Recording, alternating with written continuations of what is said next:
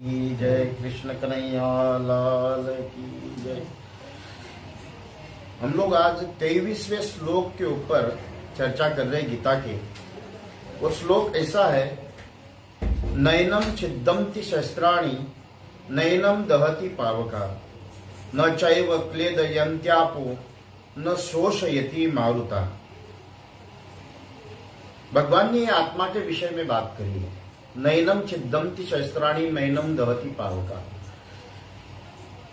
जैसे आप लोग तूफान आया है, तो तूफान आने के बाद आप घर में रहते हो, ना बारिश की बूंद आपके पास आती है, ना हवा का झोंका आपको ले जाता है।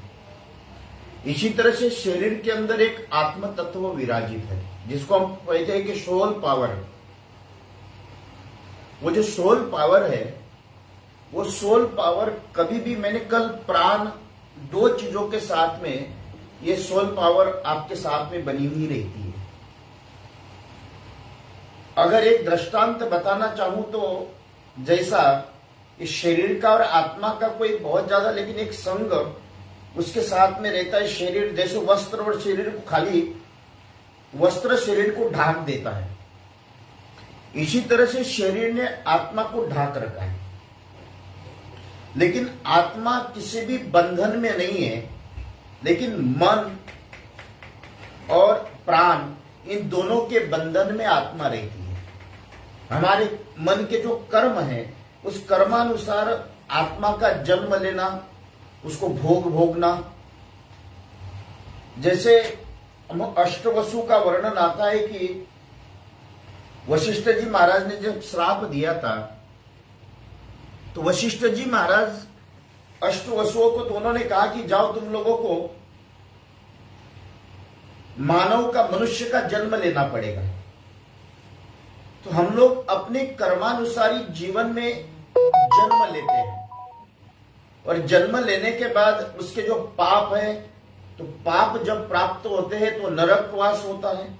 या नरक वासों में अगर उससे ज्यादा रजोगुनी पाप, तमोगुनी पाप, सत्वगुनी पाप, उसका बड़ा विभाजन, उधर इतना गहराई में नहीं जाऊंगा आपको लोगों के साथ में, लेकिन आपको साधारण तरीके से समझाना चाहता हूं कि हम लोगों का जो भी जन्म हुआ है और अभी तक हमने जो भी अपना जीवन जिया है, ये पूर्ण जीवन आत्मा का आश्रय लेकर ही जीवन जिया है।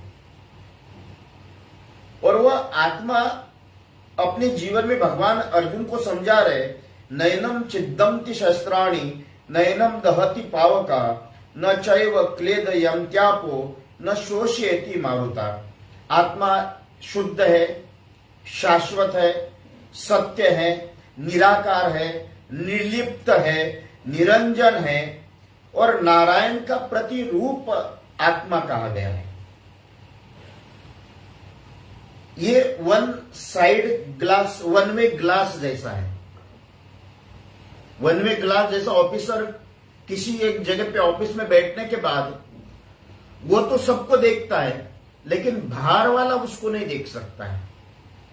इसी तरह से हमारे इंद्रिय उस आत्म तत्व की। और एक बात बताता हूं मैं, अब आप लोग स्कूल में जाते हो, तो स्कूल में जाने के बाद पहली क्लास से लेकर 12वीं क्लास तक 12 साल, ये आजकल नया एजुकेशन निकला, LKG, UKG, वो पता नहीं कौन सी केजी लेगी, हम तो कभी बाप जन्म में गए नहीं।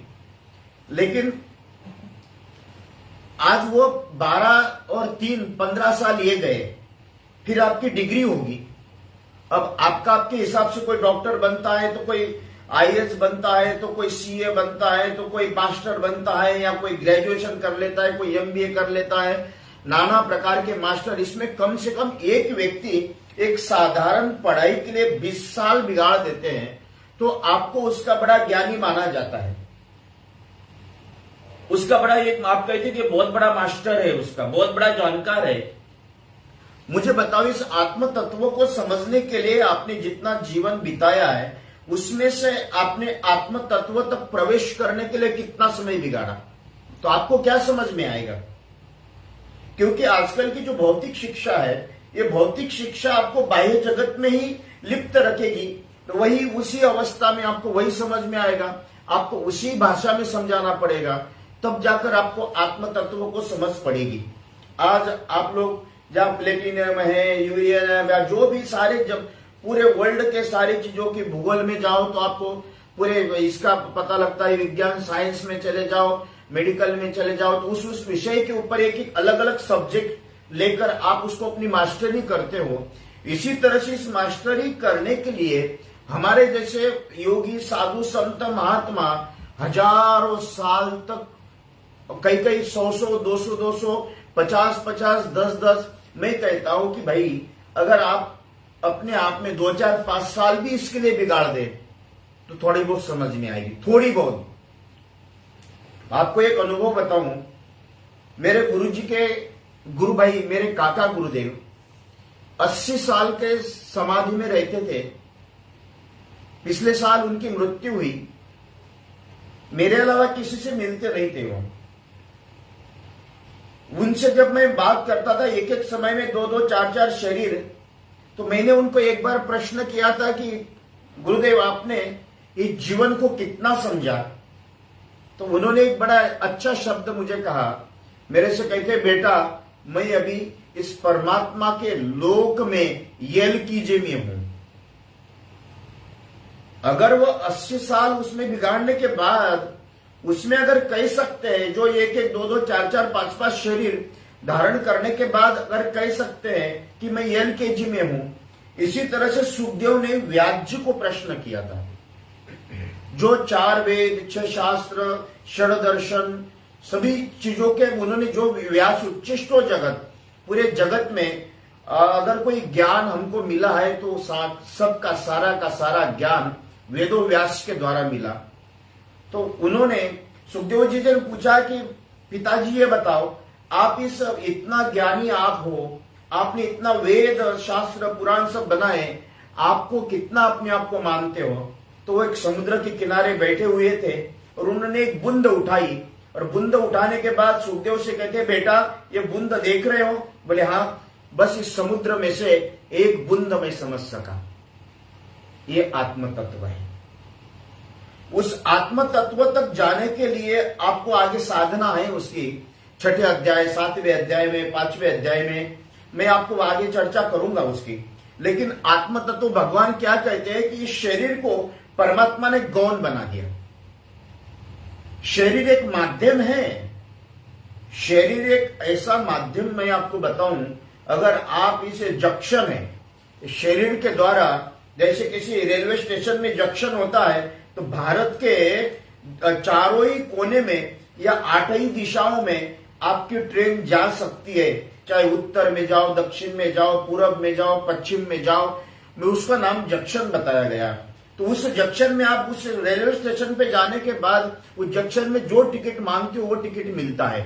इसी तरह से शरीर जो है, शरीर धर्मम खलु दुसमाद्यनम, उसको अगर हम लोगों ने देखा तो इस शरीर के द्वारा आप आत्म तत्व को प्राप्त कर सकते हो, इस शरीर के द्वारा परमात्मा तत्व को प्राप्त कर सकते हो, ये शरीर के द्वारा पतन करा सकते हो, ये शरीर के द्वारा नरक जा सकते हो, ये शरीर के द्वारा पशु पक्षियों की योनियों में जा सकते हो, इस शरीर के द्वारा आज इस ब्रह्मांड में इस शरीर के द्वारा ध्रुव तारा बन गए। एक ऋषि मुनि साधु संत महात्मा, उनका अगर अनुभव हम लोग देखते हैं तो ये शरीर और आत्मा, शरीर जैसा आप लोग गाड़ी में बैठते हो और ड्राइवर के ऊपर कितना विश्वास करते हैं, या स्वयं गाड़ी चलाना या गाड़ी के पीछे बैठकर चलाना, ये आपकी विश्वास की बात है। अगर एक पागल ड्राइवर के साथ अगर आप बैठोगे तो आपकी मनस्थिति कैसी रहेगी? इसी तरह से इंद्रिय रूपी पागलों के साथ अगर ये आत्मा बैठ जाए तो उसकी अवस्था क्या रहेगी?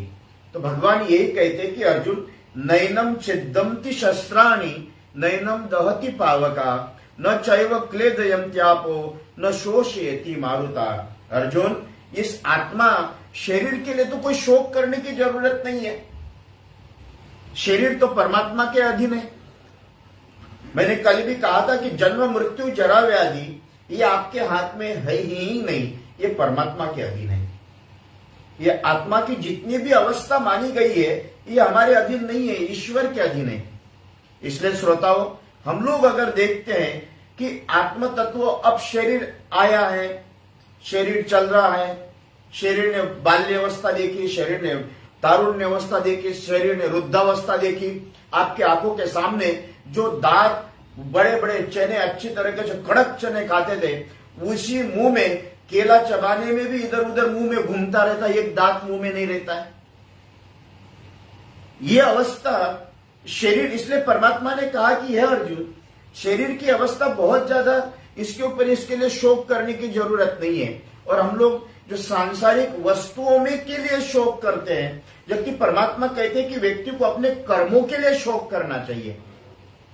इसलिए आपके घर में गाय है और गाय अगर दूध नहीं दे, आपके घर में टीवी है, अगर टीवी नहीं चले, या आपके हाथ में मोबाइल है, मोबाइल नहीं चलेगा, तो आपको कैसा लगेगा? इसी तरह से इस आपके शरीर में अगर कर्मों के दृष्टि के साथ में अगर वो कर्म सर्वश्रेष्ठ नहीं है, तो वो शरीर भी निरर्थक बताया।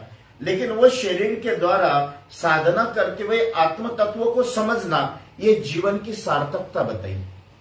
परमात्मा क्या कहते हैं कि इस शरीर में अर्जुन, कितने लोग आप लोगों ने मैं रोज इसके विषय में थोड़ा विषय भी वही चल रहा है, तो भगवान यही कहते हैं कि हम लोगों के सामने, हम लोगों की अवस्था आपको देखते देखते देखते देखते हम बुढ़ापे की ओर चल गए। अब मेरे बाल पहले काले थे, अब सफेद हो गए।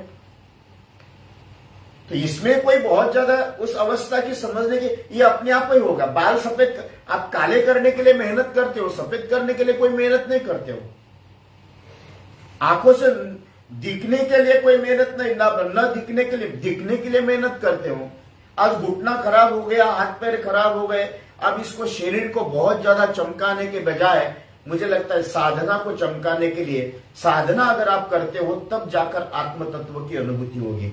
इसलिए शरीर एक चक्र है, वो चक्र अनुसार जब उसके चक्र के हिसाब से उसकी जो अवस्था आएगी, उस अवस्था में आकर उसको प्राण तत्व अपने आप ही वहां तक ले जाएगा, समय तत्व अपने आप आपको उस तरफ ले जाएगा।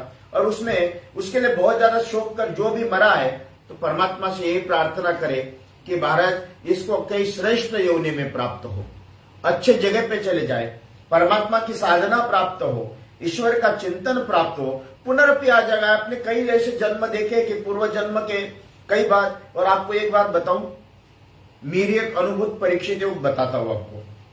हम लोग महाराष्ट्र में एक बार कथा करने गया, ये 2005 या 2006 की बात है। नवरात्रि में देवी भागवत थी। वहां एक व्यक्ति एक दिन का जजमान बना और कुछ ही शायद 7-8 महीने के बाद वो व्यक्ति मर गया। मैं अहमदाबाद में था। मरने के बाद थोड़ी देर बाद वो पुनरपि जीवित हो गया। 4-5 घंटे बाद शमशान घाट में ले जाने के बाद उस व्यक्ति का जब अर्थी उसके ऊपर रखी, शेव लकड़ी के ऊपर जब रखा, तो ये उठकर बैठकर खड़ा हो गया। और खड़ा होने के बाद उसको क्या कहा गया, वो मुझे फोन लगाया, फोन में रो रहा है, कहते हैं कि महाराज मैं मर गया और जीवित हो गया। तो उसका नाम हरिराम था। मैंने कहा हरिराम क्या इस तरह की फालतू की बातें करता है, ये कोई मरने और जीवन की बातें हो सकती है? बोले नहीं महाराज मैं झूठ नहीं बोल रहा, सत्य बात कर रहा हूं आपके साथ। मुझे भी सीरियस, उसके बेटे ने फोन लिया, सारी बातें बताई, और बातें बताने के बाद मैंने कहा आप लोग एक काम करो, मुझे मिलने के लिए आओ। वो पूरा परिवार मुझे मिलने के लिए आया और उसने सारी अवस्था बताई कि बोले महाराज जी जब मैं मर रहा था, सत्य घटना बता रहा हूं, आज भी वो व्यक्ति जीवित है, मैं मिलाऊंगा आप लोगों को। वो जब पूरा परिवार मिलने के लिए आया तो उन्होंने कहा कि महाराज जी मैं सोया हुआ और सोते सोते 4 लोग मुझे लेने के लिए आए। तो लेने के लिए आने के बाद देवदूत थे, तो मुझे अपने शरीर में से धीरे से उस आत्म तत्व को निकाल कर ले गए। ले कहां गए? वहां ब्रह्मा विष्णु महेश तीनों देवता बैठे हुए थे, उनके पास लेकर गए लेकर गए तो मेरा बखान, मेरे कर्मों का बखान चालू कर दिया। तो भोलेनाथ उस चारों दूतों से कहते, अरे इस हरिराम को नहीं लाना था तुमको, एक गलत हरिराम लाए आप, वो सेव वाले हरिराम को लाना था। अब मैं बड़े दुविधा में, मैं उनसे कह रहा था कि देखो मेरा बेटा, पत्नी, परिवार, ये सब लोग मेरे लिए रो रहे हैं और आप लोगों ने बिना ये करे हुए, और परमात्मा आपको समझना चाहिए। तो फिर कहते हैं कि चलो गलती हो गई, इसको भेज दो वापिस। तो ये भगवान से कहता है, भगवान मेरी आयु बताओ। तो बड़े मुश्किल से भगवान के साथ बातचीत करते करते भोलेनाथ ने कहा कि जा, तेरी 80 साल की आयु है। उनका भगवान ने इसको बढ़ा दो या घटा दो। तो भगवान शिव ने कहा कि जा, तू अगर मेरा भजन करेगा तो तेरी आयु बढ़ सकती है। फिर वापस उसको चारों को लेकर, चारों जने उस हरिराम को लेकर उसके शरीर में डाल दिया। ये उठकर खड़ा हो गया। जो सेव तलने वाला हरिराम था, वो सेव तलते तलते उसको अटैक आया और मर गया। ये सत्य घटना बता रहा हूं आपको। अब उस हरिराम के 80 साल पूरे हो रहे। मेरे पास फोन आया, बोले महाराज जी क्या करो। मैंने कहा महामृत्युंजय बिठा दे भाई को। तो ये सारी आत्म तत्व की ऐसी जो घटना है, ये ऐसी घटना आपको प्रमाणित करती है कि आपके जीवन में क्या करना चाहिए, किस वस्तु को समझना चाहिए। इसलिए आत्म तत्व की अनुभूति, नैनम छिद्दन्ति शस्त्राणि नैनम दहति पावका। ये आत्म तत्व आपके हृदय में एक अंगुष्ठ प्रमाण, एक ज्योति स्वरूपा आपके शरीर में विराजित रहती है, जो सारे शरीर को संचालित करने की शक्ति उस आत्म तत्व से होती है। अब उसको जब निकलना होगा तो निकल जाती है, जब आना होता है तब आ जाती है। ये आपके कहने से रुकती नहीं है। जैसा आप अपनी टिकट कब लेते हो और कहां से बैठोगे, कहां से उतरोगे, ये टिकट आपके साथ में ही आ जाती है। आपको अगर ये नहीं कहा, पूछा जाता है कि आप बैठे और उतरोगे कहां, जब टिकट काटने के लिए जाते उसके साथ में टिकट होती, कहां बैठा हुआ है और कहां उतर रहा है। इसी तरह से ये टिकट भी आत्मा की कब जन्म लेगा और कब मृत्यु, जन्म मृत्यु साथ में ही चलती है, या अलग नहीं है आपसे कोई। आप बैठे हो तो मृत्यु आपके साथ बैठी है, आप सोए हो तो मृत्यु आपके साथ सोई है, आप चल रहे हो तो मृत्यु आपके साथ चल रही है। ये दो अंग जैसे नोट के दो भाग होते हैं, एक भाग से नहीं चलता है। इसी तरह से मृत्यु भी आपके साथ में, जीवन और मृत्यु ये दोनों के बीच में शरीर है। और इसके मध्य में जब उसका समय आएगा, जैसा कहते हैं कि मेरा जो सांप, उसका कभी भी हर एक व्यक्ति का अपना समय आता है, जैसे उसका अटैक आते ही वो अपने आप में ले जाता है। तो भगवान कहते हैं कि अर्जुन, जो नाशवान चीज है उसके लिए बहुत ज्यादा चिंता करने की जरूरत नहीं है। अब मटका, एक गिलास है, फूट गया, अगर फूट गया तो एक आध आदमी, अगर एक बहुत छोटा आदमी होगा तो उसके लिए चिंता करेगा। बड़ा आदमी का मटका फूट गया तो बहुत ज्यादा चिंता नहीं करेगा, उससे बड़े को तो पता भी नहीं लगेगा कि कब। इसी तरह से आपकी मानस स्थिति दरिद्रता की और मानसिक साधनात्मक दारिद्रता है। साधनात्मक मध्यम वर्ग हो या साधनात्मक श्रीमंती हो, उसके ऊपर ये सारा जीवन का सुख और दुख की अनुभूति होती है। अब एक भिखारी के लिए 100 रुपए गिरना उसके लिए बहुत बड़ी बात है। एक मध्यम वर्ग के लिए 100 रुपए गिरना उसके लिए थोड़ा सा दुख हो सकता है, और एक करोड़ों अरबपतियों के लिए 100 रुपए गिरना कोई मायने नहीं रखता है। इसी तरह से साधना की भी जब आपका उत्थान, मध्यम और उच्च स्तर जो हाई लेवल बनता है, लोअर, मीडियम और हाई, ये तीनों अवस्था में जब आते हो तब जाकर ये आत्मा समझ में आएगी। आपकी मानस स्थिति उसको समझने की जरूरत है। भगवान कहते अर्जुन से, नैनम छिद्दन्ति शस्त्राणि नैनम दहति पावका न चैव क्लेदयन्त्यापो न शोषयति मारुता। अर्जुन, इसके लिए बहुत ज्यादा चिंता करने की जरूरत नहीं है। और जो जन्म है उसका मृत्यु निश्चित है। जो चल रहा है समय आपने रोक नहीं पाए। आप 1 सेकंड नहीं रोक सकते हो तो जीवन में जन्म कैसा रोकोगे? आप कहो कि मैं 1 सेकंड रोक दूं, अभी संभव है क्या? नहीं संभव ना। इसको कभी, वो आत्मा निर्लिप्त है, शाश्वत है, और उस शाश्वत आत्मा को अगर हम लोग नित्य है, निरंतर है, ये कभी समाप्त नहीं हो सकती है। इसलिए अर्जुन, अच्छद्यो यमदायो यम क्लेद्योपिशोप्य नित्य सर्वगता स्थानुर चलो यम सनातना। अर्जुन ये सर्वत्र पूर्ण व्यापी परमात्मा है, इसके लिए बहुत ज्यादा शोक मरने जीने के लिए करने की जरूरत नहीं है। आज का विषय यहीं समाप्त करते हैं, कल इसके ऊपर चिंतन करेंगे। कृष्ण कन्हैया लाल की जय।